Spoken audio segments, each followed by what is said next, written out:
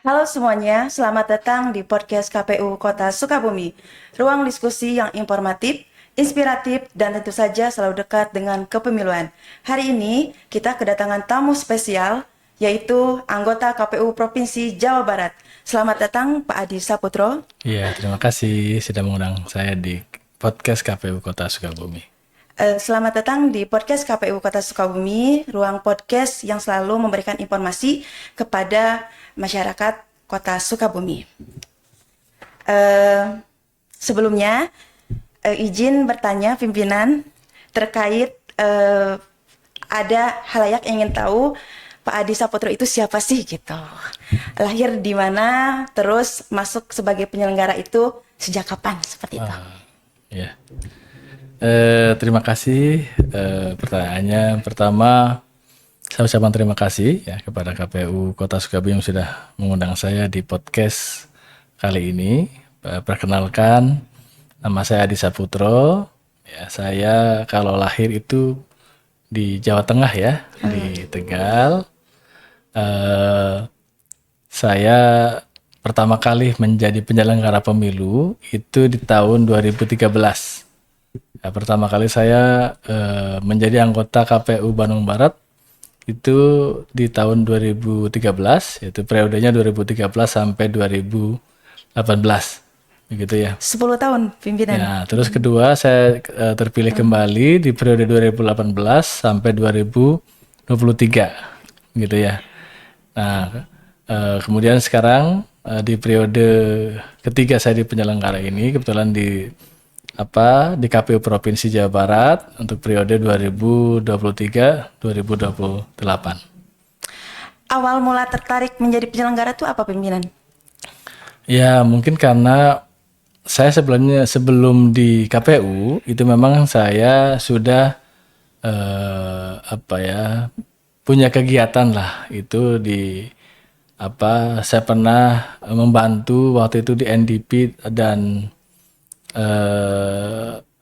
LP3ES ya waktu itu pada pemilu 2004 dan 2009 saya menjadi surveyor begitu ya untuk tentang partisipasi masyarakat waktu itu pada pemilu 2024 dan 2029. Jadi sebenarnya saya sudah ada pengalaman begitu ya, walaupun tidak menjadi penyelenggara seutuhnya seperti yang sekarang saya saya jalani, tetapi ada kegiatan-kegiatan yang berhubungan dengan pemilu ya yang memang 5 tahun sekali sebelumnya di tahun 99 pun juga saya pernah aktif di lembaga pemantau. Ya dulu kami bersama-sama di Anfrel ya, walaupun tidak setelah pemilu itu kan tidak aktif kembali, tetapi saya sudah ada ya hal-hal atau pengalaman yang berkaitan dengan pemilu yang dilaksanakan di Indonesia. Oh, banyak sekali ya pimpinan. Mau bertanya nih pimpinan, selama 2 periode di Kabupaten Bandung Barat, apakah itu yang menjadi adakah pengalaman yang lebih menarik selama 2 periode di kota kabupaten pimpinan? Ya, tentu menjadi penyelenggara itu banyak ya mendapatkan ilmu, mendapatkan pengalaman yang terjadi, apalagi memang pemilu ini kan momentum 5 tahun sekali, begitu ya. Tentu biarpun memang tadi saya punya pengalaman sebelum menjadi penyelenggara, tetapi kan itu di luar penyelenggara ataupun kita melihatnya hanya pada pemantauan, begitu ya. Dari sisi mungkin masyarakat, dari tahapan-tahapan yang lain yang memang dilaksanakan di Indonesia. Tapi setelah masuk di KPU tentu banyak ilmu, banyak pengalaman, banyak tantangan begitu ya. Banyak hal yang memang belum pernah saya alami sebelumnya. Tentu pengalaman-pengalaman yang ada yang saya alami itu ya membuat akhirnya bahwa saya punya pengalaman yang menarik begitu ya. Mungkin kalau dulu waktu saya jadi surveyor ataupun jadi pemantau, ruang lingkupnya ada bagaimana kita mengetahui tahapan masalah ada di masyarakat. Tetapi setelah saya menjadi penyelenggara, tentu karena dalam penyelenggara ini kan kita harus mendesain, merencanakan begitu ya. Yang mendesain dalam hal ini bukan mendesain pemilunya, karena itu pemilunya memang sudah didesain oleh para pembentuk undang-undang begitu. Tapi bagaimana kita mendesain penyelenggaraan dalam konteks bagaimana kita melaksanakan peraturan, regulasi, tapi kemudian juga kita bagaimana dihadapkan pada kondisi penyelenggaraan di daerah yang tentu mungkin bisa saja berbeda daerah satu dengan daerah yang lainnya, ya. Langsung berinteraksi dengan masyarakat, langsung bagaimana kemudian kita bisa memberikan edukasi gitu ya ke pemilih, khususnya bagaimana tata cara menggunakan hak pilih yang tepat, bagaimana mereka bisa menggunakan hak pilih ya dengan sesuai dengan harapan mereka dan sebagainya. Tentu menghadapi pemilih yang tentu memiliki karakter, memiliki background pendidikan yang berbeda dan lain sebagainya pasti tidak sama. Nah, disinilah tantangan kemudian bisa memberikan sosialisasi penyelenggaraan kepada elemen pemilih ya yang cukup banyak lah. Ada situ pemilih pemula, pemilih perempuan, pemilih di tokoh keagamaan, pemilih yang marginal begitu ya, pemilih yang memang punya background sisi di pertanian ataupun di perkebunan dan lain sebagainya yang memang tentu pendekatannya pun berbeda-beda. Iya. Terima kasih pimpinan atas sharingnya. Tentu 2 periode di kota ataupun kabupaten di Jawa Barat. Apakah ada perbedaan pimpinan saat pimpinan naik di Provinsi Jawa Barat sebagai Kadip Teknis Penyelenggaraan, yang dimana Kadip Teknis Penyelenggaraan semua tahu bahwa itu adalah nahkodanya saat di perhitungan ataupun di pungutan ataupun di perhitungan suara seperti itu. Ya, sebenarnya saya menjabat divisi teknis di KPU Provinsi Jawa Barat sekarang itu karena memang saya juga pernah juga menjabat ketua divisi teknis dulu ya di KPU Bandung Barat. Jadi pada periode pertama itu saya menjadi anggota KPU 2013-2018. Saya mengampu 2 divisi. Pertama, pada pemilu 2014, saya mengampu divisi keuangan umum dan logistik, yang sekarang secara otomatis dijabat oleh ketua, begitu ya. Waktu saya masih anggota. Nah, pada pilkada atau pemilihan kepala daerah tahun 2018 ya, yang dimulai tahun 17, saya mengampu ketua divisi teknis penyelenggaraan. Nah, sehingga tatkala pada periode kedua saya menjadi ketua KPU Bandung Barat, secara otomatis menjadi ketua divisi logistik kembali begitu ya. Nah, sampai akhir periode di periode kedua itu baru saya menjabat ketua divisi teknis lagi pada saat saya di KPU provinsi. Jadi kalau melihat tracknya divisi logistik teknis begitu ya. Jadi memang ini secara tidak sengaja gitu kalau kita melihat background kedivisian seperti itu. Nah, tentu ketua divisi teknis kabupaten kota dengan provinsi memiliki tugas yang sama, ya. Cuman bedanya mungkin ruang lingkupnya saja, gitu ya. Kalau di kabupaten kita ruang lingkupnya se-kabupaten, kita bisa langsung berkoordinasi, berkomunikasi dengan penyelenggara tingkat kecamatan, PPK, juga nanti tingkat desa sampai ke tingkat TPS begitu ya. Nah, kalau di provinsi kan mungkin ya tambah lagi, berarti koordinasi lebih intensnya ke divisi teknis di KPU kabupaten kota gitu ya. Jadi kalau pekerjaan tugas kewajibannya sama begitu ya, cuman ruang lingkupnya yang memang membuat berbeda karena biasa ngurusin di KBB itu ada 16 kecamatan begitu ya. Langsung PPK, terus ke desa 165 desa sampai 2.920 ya pada waktu pilkada terakhir di 2018 yang saya ini itu tentu berbeda tatkala saya masuk di provinsi, mengkoordinasikan 27 kota kabupaten begitu ya.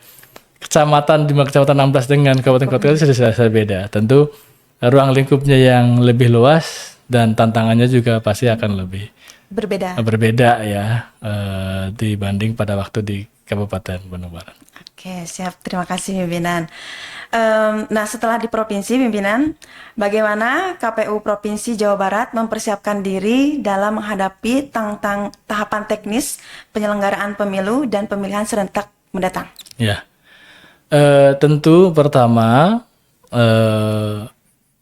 kami ataupun sebenarnya penyelenggara ya, dan juga diantaranya divisi teknis akan melaksanakan seluruh tahapan itu yang memang regulasinya sudah ada. Artinya kalau kita bicara undang-undang pemilu ya, Undang-Undang 7 nomor 17, terlepas apakah nanti ada revisi atau tidak begitu ya, yaitu akan jadi dasar kita untuk melaksanakan tahapan penyelenggaraan. Tentu kami juga akan melaksanakan tahapan berdasar juga dari peraturan KPU sesuai tahapannya yang memang akan diterbitkan ke depan oleh KPU RI dan petunjuk pelaksanaan, juknis, ada surat keputusan dan lain sebagainya. Tentu dalam pelaksanaannya, pertama prinsipnya adalah kami melaksanakan tugas dan kewajiban sesuai dengan peraturan perundang-undangan atau regulasi yang memang sudah ditetapkan.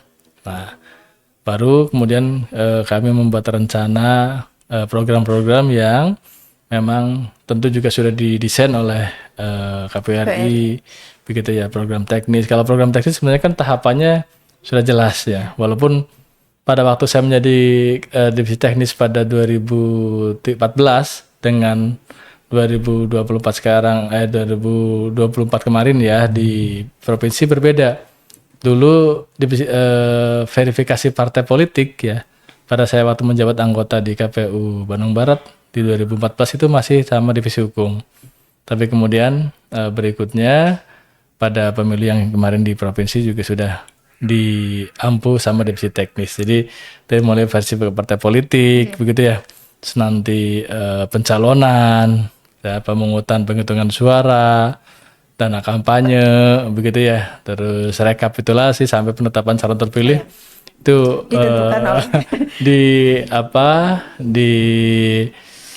kami sebagai divisi teknis tentu diberikan kewenangan untuk mengampu tahapan-tahapan tersebut. Oke, mantap pimpinan. Berikutnya pimpinan, apa saja sih tantangan terbesar dalam aspek teknis yang biasanya dihadapi oleh KPU, khususnya KPU Jawa Barat? Ya, tentu pertama kan kita dasarnya dari regulasi yang ada. Terus dari regulasi itu baik itu undang-undang, peraturan KPU begitu ya, terus mungkin juknis, penunjukan teknis, terus surat keputusan dan lain sebagainya. Nah, memang kadang dalam kondisi untuk menerapkan aturan tersebut ya di lapangan tentu dengan karakter, dengan kondisi daerah yang berbeda-beda begitu. Kadang memang tidak sama begitu ya. Apalagi pada pemilu kemarin atau sebelumnya masih ada regulasi khususnya di regulasi yang menjelang ya pemilu itu ada regulasi yang berbeda begitu ya. Tentu ini tantangannya adalah bagaimana pertama kita sebagai penyelenggara harus memahami dulu ya regulasi tambahan ataupun regulasi yang berbeda pada regulasi sebelumnya. Itu kita penyelenggara itu kan dari unsur mulai KPU tingkat provinsi ya, KPU tingkat kabupaten kota, terus nanti kabupaten kota ke PPK, PPS, KPS. Ini kan cukup banyak berjenjang. Kadang kita dalam melaksanakan BIMTEK nih contoh provinsi BIMTEK ke KPU kabupaten, BIMTEK ke PPK dan seterusnya. Itu kan kadang mungkin tidak sama. Jadi mungkin pemahaman regulasi ini juga masing-masing orang memahaminya ada yang berbeda, sehingga ini salah satu tantangan ya. Kalau kita penyelenggara memahami regulasi yang ada, tentu sosialisasi ke lapangan ke masyarakat pemilihnya pun juga harusnya bisa dipahami dengan baik. Tapi karena mungkin dalam proses transformasi informasi, ilmu, regulasi ini yang tidak ditangkap oleh penyelenggara di tingkat bawahnya lagi, sehingga penyampaian ke publiknya juga mungkin berbeda. Nah, ini tantangan yang besar ya, karena tentu tatkala kita dalam penyelenggaraan ini tidak memahami regulasi dengan baik, ya penyelenggaranya tentu tidak lancar atau kurang barangkali ya, tidak sesuai harapan kita. Nah, ini tantangan yang besar. Kedua juga dalam sisi teknis ini kan, divisi teknis ini contoh seperti pemungutan penghitungan suara. Pemungutan penghitungan suara itu kan kita pertama harus memahami regulasi pemungutan penghitungan suaranya. Nah, tapi selain itu juga kan ada supportingnya, contoh logistiknya surat suaranya ada atau seperti apa, formulirnya, terus Kotak TPS, suara. kotak suara, kan semua saling berhubungan. Tatkala ada satu logistik yang Kurang. tidak ada atau kurang, kan itu juga Sebenarnya akan ketinggalan tinta ya, akan pimpinan. mempengaruhi dalam proses penyelenggaraan secara teknis. Maka kemudian kita harus betul-betul memastikan, selain kami tadi pertama tantangannya adalah bagaimana kita memahami regulasi ya, baik dari mulai undang-undang sampai surat keputusan, juga ketersediaan logistik ini.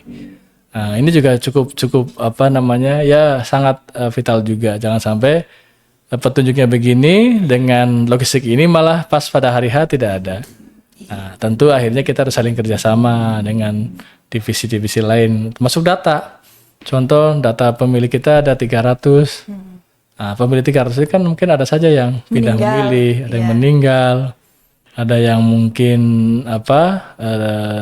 tidak menerima surat pemberitahuan atau dan segala macam. Ini kan juga di lapangan harus betul-betul kita pastikan sesuai dengan ketentuan yang ada. Nah, pimpinan, melihat daripada yang sudah disampaikan oleh pimpinan terkait harus memastikan setiap elemen yang ada di TPS ataupun tadi secara BIMTEK dari KPU provinsi ke kota terus sampai ke tingkat KPPS.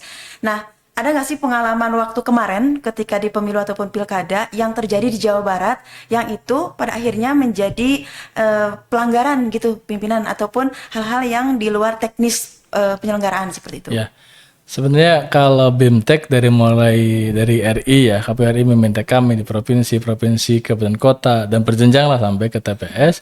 Tentu materinya sudah ada, sama begitu ya. Cuman pertama yang jadi tantangan kita, pertama pemahaman masing-masing penyelenggara dulu. Dan semua tingkatan itu kadang berbeda-beda memahaminya. Tentu dalam pelaksanaan di lapangannya pun juga ada yang ya tentu kita melihat ada beberapa yang berbeda lah. Walaupun saya yakin niat mereka bukan melanggar.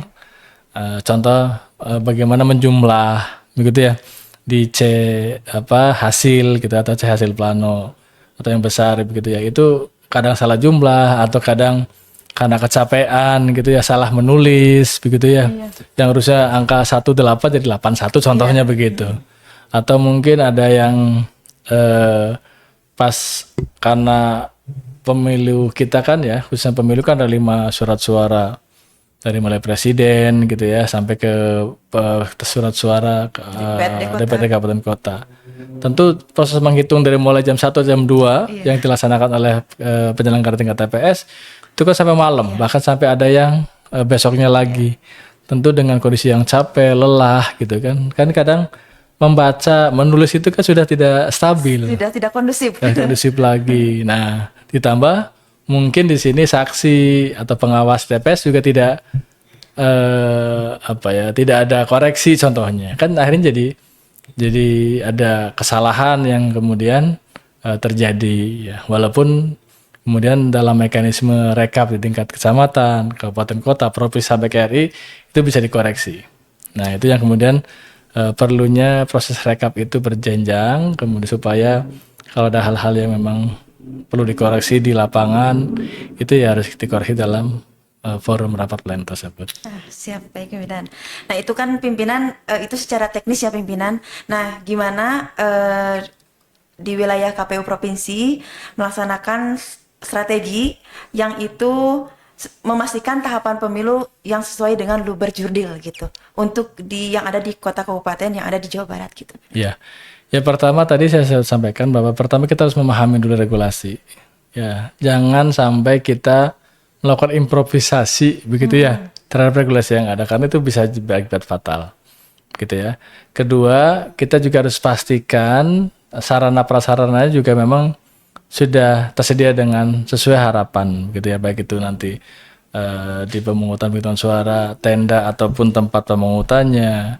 Mulai surat suaranya, kotaknya, biliknya, kursinya dan segala macam itu sudah sesuai dengan ketentuan yang ada secara teknis. Nah, ketiga juga kita memastikan dalam proses pemungutan penghitungan suara itu betul-betul tadi jurdil ya luber dan jurdil kan asasnya itu harus betul kita perhatikan. Bagaimana caranya ya memastikan contoh mulai datangnya pemilih ya lihat dulu dicek apakah pemilih ini sesuai terdaftar tidak di DPT atau nanti terdaftar di daftar pemilih tambahan atau di daftar pemilih khusus begitu ya. Nah, dan juga perhatikan apakah ini pemilih sudah menggunakan hak pilih belum sebelumnya. Contohnya dilihat apakah sudah ada tinta, KTP-nya sesuai enggak, jangan sampai KTP dengan orangnya berbeda gitu ya dan lain sebagainya. Tentu ini untuk memastikan bahwa satu pemilih satu suara. Nah, dalam proses pemungutannya juga kita harus dilihat surat suaranya sudah semua nerima sesuai dengan haknya. Terus pencoblosannya juga apakah tempatnya sudah sesuai, biliknya gitu ya. Nanti masukin kotaknya juga sudah sesuai belum gitu ya. Nah, termasuk nanti dalam proses penghitungannya gitu. Jadi pastikan memang seluruhnya sesuai karena jangan sampai contoh kemudian ada yang menggunakan hak pilih double ya atau dalam proses pencoblosannya menggunakan cara-cara yang tidak sesuai begitu ya dan lain sebagainya kan pasti ada. Nah, kita pastikan itu gitu ya sehingga masyarakat atau pemilih pun juga betul-betul menggunakan hak pilihnya ya luber jurdil tadi gitu ya. Dan juga kita hindarkan hal-hal contoh ada provokasi, ada intimidasi atau ada permintaan wah harus milih A, B, C gitu kan. Kita pastikan tidak ada ya dalam proses pemungutan penghitungan suara di TPS dan dalam proses selanjutnya. Oke, baik pimpinan. Nah, pimpinan menurut pimpinan karena di tahun 2024 kemarin kita melaksanakan 2 hajatan besar, yang pertama pemilu dan yang kedua pilkada. Menurut pimpinan, hal yang paling menonjol antara perbedaan penyelenggaraan di pemilu dan pilkada itu apa sih pimpinan? Ya, yang pertama karena memang jenis pemilihannya kan berbeda ya. Kalau legislatif, ya walaupun di situ di pemilu kemarin ada pemilihan presiden ya. Ya mungkin secara mekanismenya lebih mirip dengan yang pilkada ya. Cuman karena pertama juga jumlah jenis pemilihannya berbeda, tentu tata cara dalam penggunaan hak pilihnya pun ada perbedaan.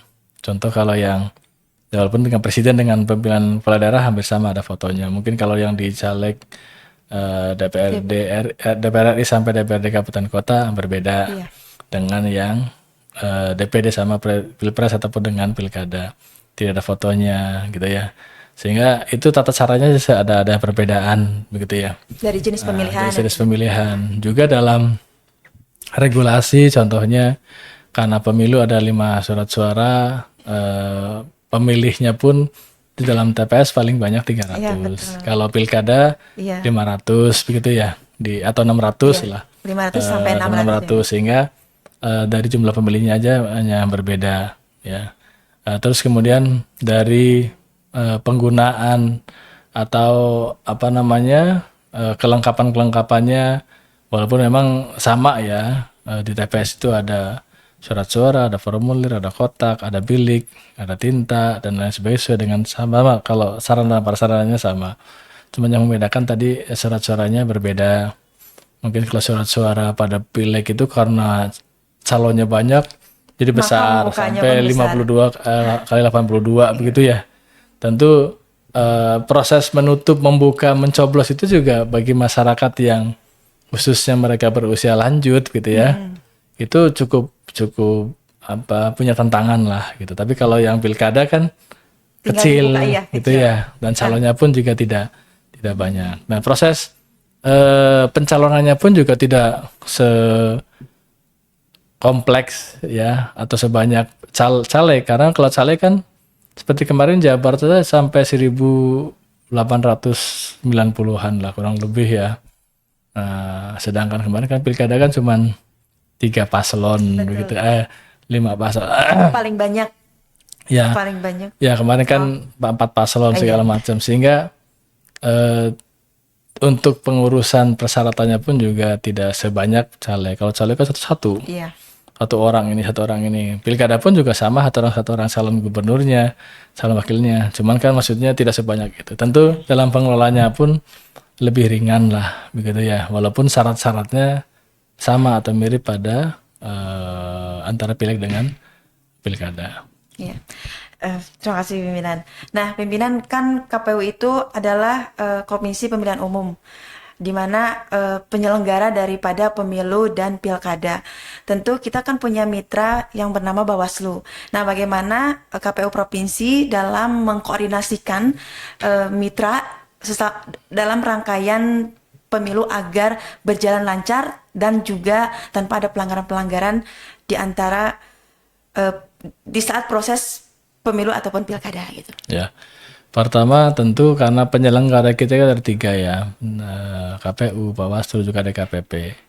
Masing-masing punya tugas dan kewajiban sesuai dengan aturan yang memang sudah ditetapkan. Ya, kami di KPU sebagai pelaksana dari regulasi, Bawaslu sebagai pengawas, DKPP sebagai bertindak untuk memastikan ya kode etik kita dalam penyelenggaraan. Nah, tentu konteks penyelenggaraan yang dimaksud adalah KPU dan Bawaslu, maka kami di KPU termasuk kami waktu di Jawa Barat juga melaksanakan koordinasi yang intensif gitu. Jadi apalagi kami divisi teknis tentu berkoordinasi dengan Bawaslu ya setiap tahapan kegiatan kita sampaikan, kita undang, kita beritahukan gitu. Sehingga Bawaslu pun sebagai lembaga yang memang memiliki tugas pengawasan pun juga bisa berjalan berbarengan. Jadi bahkan kita kadang juga diingatkan oleh teman-teman Bawaslu, oh ini ada begini, ada masalah ini ya. Kita berterima kasih begitu ya, karena tentu kami kadang melaksanakan kegiatan itu kan kadang walaupun kita rasa sudah all out, kita sudah sesuai dengan ini, tapi ada saja di lapangan kadang ada hal yang berbeda atau belum semestinya. Maka pada proses pengawasan itu kadang kita lakukan koordinasi tadi supaya Bawaslu mempengawasan, kalau menemukan masalah yang kira-kira bisa kemudian dikoordinasikan kan kita koreksi atau kita perbaiki gitu ya. Biarpun di dalam proses pencalonan, proses pemungutan penghitungan suara, kampanye, dana kampanye, begitu ya, dan lain sebagainya. Nah tentu kami di KPU harus selalu berkoordinasi dengan Bawaslu, kita aktif juga berkoordinasi, bahkan kadang juga kita berkunjung atau teman Bawaslu berkunjung ke KPU dalam rangka memastikan bahwa penyelenggaraan itu bisa berjalan dengan baik. Oke. Nah, langkah mitigasi teknis yang dilakukan KPU jika terjadi kendala di hari pemungutan suara seperti apa? Ya, kan contoh begini, kalau di dalam pemungutan suara, contoh kayak kemarin kan contoh ini ada sarana dan prasarana yang kurang. Ya, kita harus ini dulu apa? Jadi kita harus mendata ya. Jadi kita ada namanya DIM, daftar inventaris masalah. Dalam pemungutan penghitungan suara, contoh di kota A, kota B, gitu ya, masalah yang dulu pernah terjadi apa saja itu kita data dulu. Inventarisir, sehingga nanti kalau pada pemilu akan datang, contohnya mau ini, kita antisipasi dulu, kita mitigasi. Masalahnya di mana? Kalau ini daerahnya, contohnya rawan bencana, contoh. Nah, mitigasinya gimana? Apa kita cari TPS yang terdekat ya, yang kira-kira tidak ada efek bencana, tetapi kemudian tidak membuat para pemilih itu kita pastikan mereka bisa menggunakan hak pilih. Ada contoh, wah ini terlalu jauh, ada waktu itu di Cianjur contohnya tempat digeser TPS-nya, tapi ya kita pastikan jangan sampai pemilih ini gara-gara dipindah Iya. terus kemudian mereka yang menggunakan hak pilih. Iya. Bagaimana caranya? Mungkin koordinasi dengan pemerintah setempat, kalau di tingkat desa mungkin dengan kepala desa, gimana kira-kira nih untuk kira-kira memberikan sosialisasi bahwa TPS-nya dipindah dan lain sebagainya. Nah ini juga tentu dalam proses-proses penyelenggaraan begitu ya, kita harus punya pertama preventif gitu ya, kira-kira masalah ini akan timbul biasanya begitu. Contoh kalau pertama kemarin di daerah Karawang, Bekasi suka banjir begitu ya, kan kita nanya ini banjirnya gimana? Oh ini Pak tahunan Pak. Iya. Nah, kebetulan kita pas tahun pemilu ada banjir. Nah gimana cara kita preventifnya, mitigasinya? Jangan sampai udah tahu di situ banjir, Iya. pasti dipasang Masih di TPS sana contoh juga. gitu ya. Atau hal-hal lain lah yang secara teknis atau non teknis lain alam. Contoh mungkin karena kemarin kan kita sampaikan TPS kita harus yang aksesibel, yang bisa diakses oleh pengguna atau pemilih disabilitas begitu ya. Ya kita harus langkahnya membuat TPS yang mudah diakses gitu ya. Mungkin kalau yang tinggi harus ada jembatan ya, bukan jembatan kayu yang bisa supaya yang kursi roda bisa naik, Yang disabilitas gitu. disabilitas atau mungkin Ramah TPS. ya kita ramah TPS untuk yang pemilih yang berkebutuhan khusus lah atau disabilitas, dan hal-hal lain lah yang kita harus pastikan supaya pemungutan suara ini bisa berjalan, walaupun mungkin saja pas sudah sesuai, sudah mitigasi, sudah ada hal yang lain contohnya, ya kita harus bisa menyelesaikan ataupun mencari solusi gitu ya. Kalau ada masalah-masalah di pas pertengahan pemungutan ada sesuatu, mungkin tiba-tiba hujan besar atau tiba-tiba ada mohon maaf angin kencang atau gempa ya tentu harus kita makanya dalam BIMTEK pun kadang kita sampaikan untuk berkoordinasi dengan dinas terkait ya, penanggulangan bencana dan lain sebagainya. Jadi ada rapat koordinasi dulu ya pimpinan. Mitigasi-mitigasi yang memungkinkan bisa terjadi. Tapi pimpinan, adakah waktu kemarin waktu pelaksanaan pemilu dan pilkada, adakah di satu daerah misal yang sampai tidak selesai gitu dalam pemungutan suara? Adakah? Ya, alhamdulillah sih selesai ya semua. Walaupun ada yang terjeda ya karena waktu itu ada surat-suara yang kurang begitu ya, sehingga dijeda dulu sambil cari jalan keluarnya gitu ya. Dan alhamdulillah semua tidak ada yang tertunda, kecuali memang yang ada ya beberapa yang diulang ya, karena memang tatkala itu ditemukan pelanggaran yang kemudian perlu dilaksanakan pemungutan suara ulang.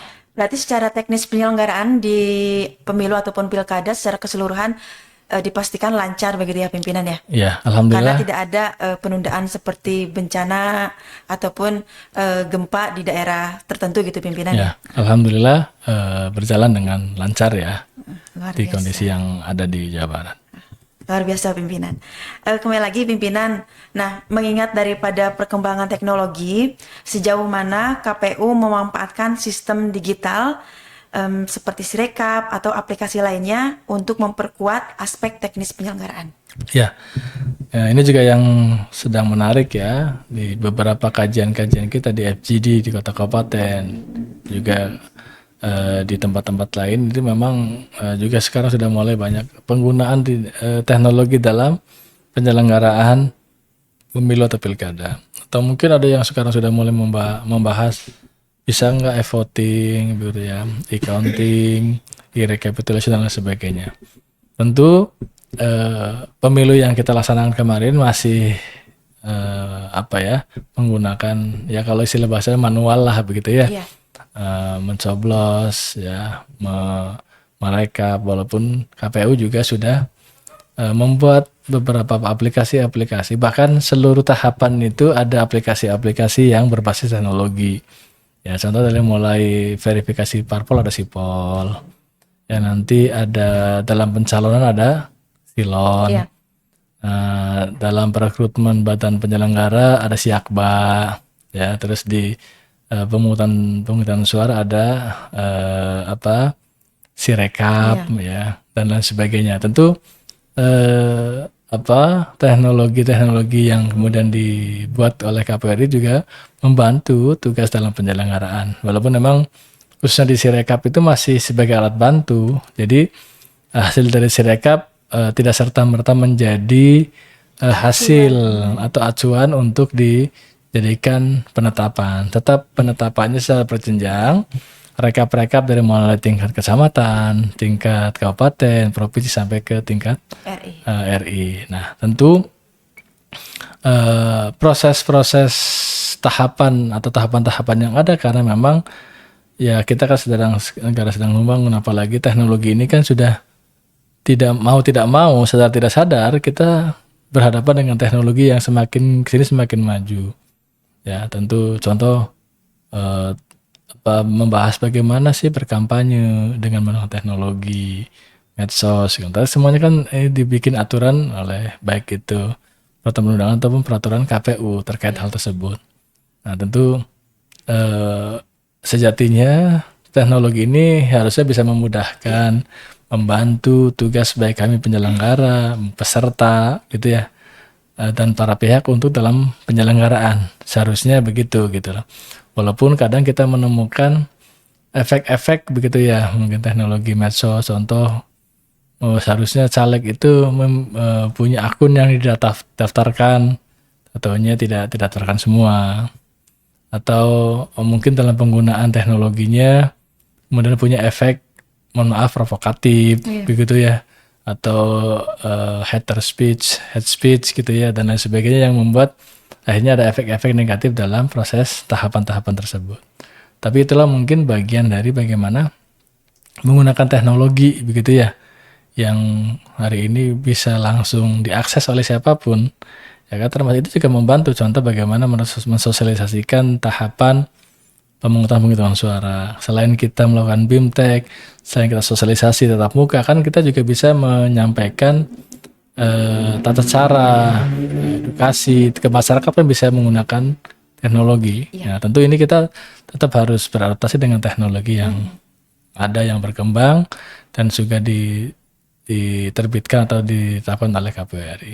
Apalagi biasanya kalau bangun tidur yang kita cari handphone ya pimpinan. Ya, kalau itu sih kebiasaan barangkali ya. Ya kadang kita lupa ini pasangan kita malah dicari, kita nyari HP gitu ya. Tapi mungkin bisa ini nggak begitu ya? Tidak begitu karena belum ada pasangan. Oh, belum ada pasangan.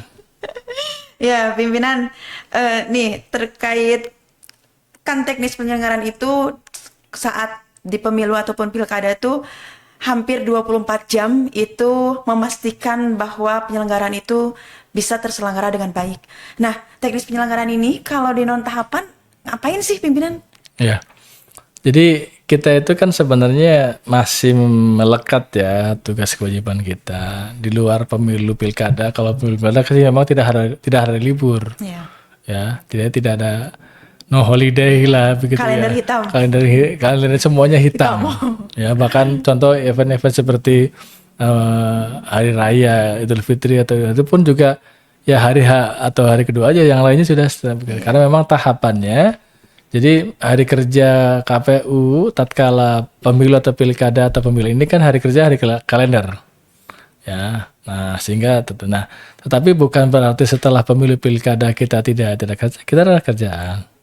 Ya, untuk keseluruhan tuh walaupun tidak hanya kami divisi yang mengampunya, divisi teknis, tapi ada juga di pemungutan data pemilih berkelanjutan. Itu kan juga bagian dari bagaimana kita KPU ini memutakhirkan ya data-data pemilih yang setelah pemilu ya kita lakukan pemutakhiran dari mulai tingkat kabupaten direkap dan sampai tingkat provinsi dan sampaikan ke RI, walaupun divisi pengampunya divisi Datin. Nah, untuk divisi teknis sendiri itu paling tidak ada kegiatan bagaimana kita mempersiapkan. Kita ada contoh anggota DPR RD tingkat provinsi yang PAW. PAW. Nah itu diampu oleh divisi teknis. Karena ada saja yang mungkin meninggal dunia, mengundurkan diri atau tidak memenuhi syarat begitu ya setelah menjabat begitu. Dan kemarin juga cukup banyak. Bahkan kemarin hampir tiap bulan gitu ya ada pengajuan PAW. Ini bagian juga dari kegiatan kita. Juga yang sekarang juga lagi gencar ya dari mulai bulan Agustus ke September adalah kita melaksanakan kegiatan kajian FGD ya, fokus group discussion atau diskusi kelompok terpumpun ya. KPRI menerbitkan surat dinas 1109 ya tahun 2025 agar KPU provinsi, kabupaten kota melaksanakan FGD, kajian-kajian tentang tahapan. Nah, kegiatan ini dilaksanakan dengan harapan apakah kita bisa kemudian mengkaji regulasinya masih sesuai masih relevan tidak nanti dengan pemilu berikutnya, atau mungkin ada evaluasi terhadap regulasi ataupun tahapan yang kita laksanakan kemarin. Contoh mungkin di Kota Sukabumi ada tahapan ini yang pencalonan, contoh ada yang begini, atau dalam tahapan kampanye ya atau dana kampanye yang seperti apa yang kemudian kelihatannya perlu diberi masukan begitu ya, baik secara untuk regulasi ataupun tata cara ataupun juga kondisi yang ada di penyelenggaraan pada waktu kemarin.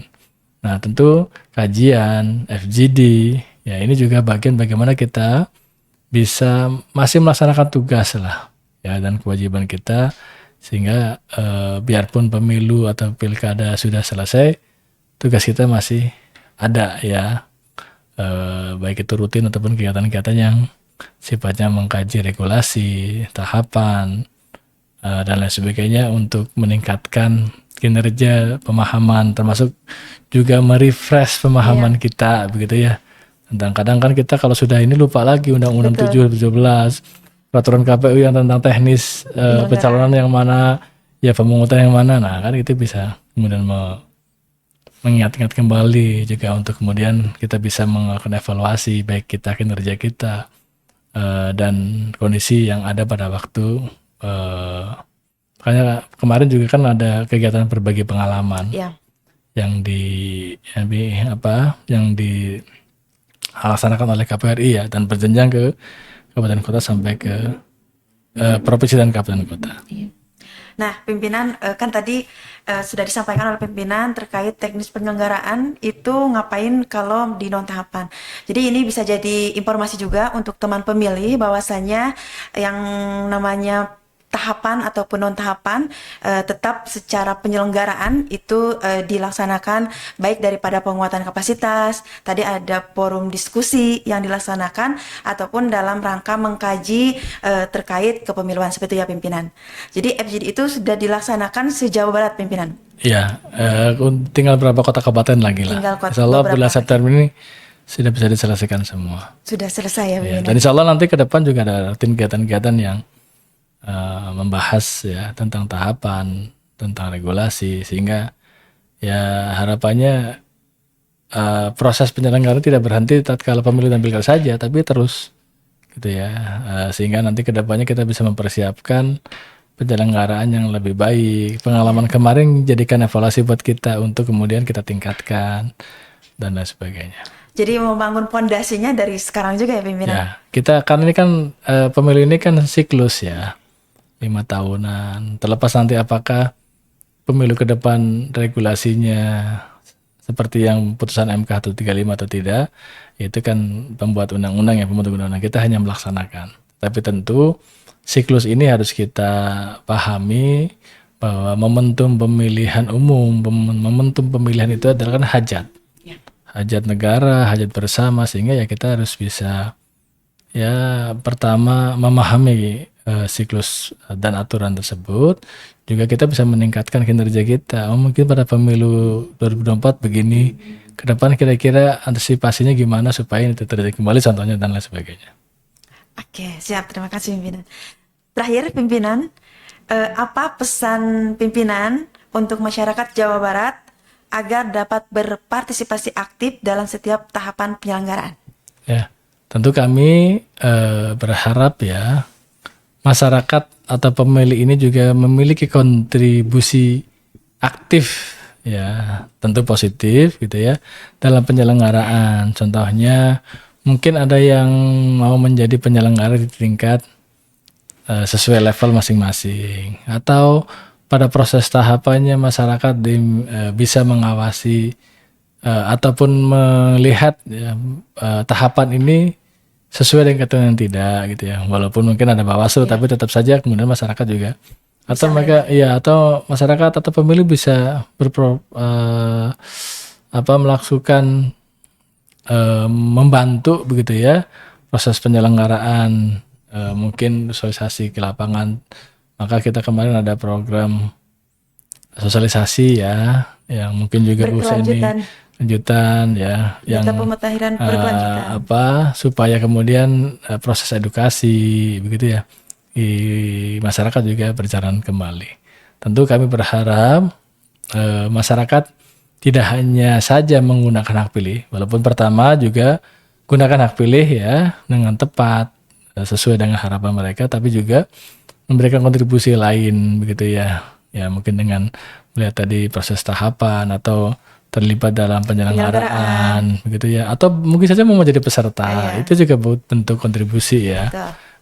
Tentu semuanya kita kembali ke masyarakat, tetapi karena ini adalah hajat bersama-sama penyelenggara, peserta, pemerintah, stakeholder, termasuk pemilih, karena pemilih yang sebenarnya punya kepentingan langsung gitu ya di lewat pemilu. Justru ya marilah masyarakat kita bersama bahwa menggunakan hak pilih itu seperti kita memberikan kontribusi menentukan gitu ya arah pembangunan kita mana ya, lewat orang-orang yang kita percaya begitu ya. Ini kan bagian juga dari partisipasi masyarakat ya. Selain tadi proses-proses tahapan tadi juga masyarakat boleh atau bisa untuk kemudian langsung memberikan kontribusinya begitu ya pada tahapan-tahapan pemilu ataupun pilkada. Siap, terima kasih pimpinan sudah datang dan sharing di podcast kami, podcast KPU Kota Sukabumi. Mudah-mudahan apa yang pimpinan sharingkan ini bisa menjadi informasi untuk teman pemilih yang selalu menyaksikan dan juga stay tune di YouTube KPU Kota Sukabumi. Mungkin sekian bincang hangat kita dengan Pak Adi Saputro, Kadip Provinsi Jawa Barat. Sekian, terima kasih. Assalamualaikum warahmatullahi wabarakatuh.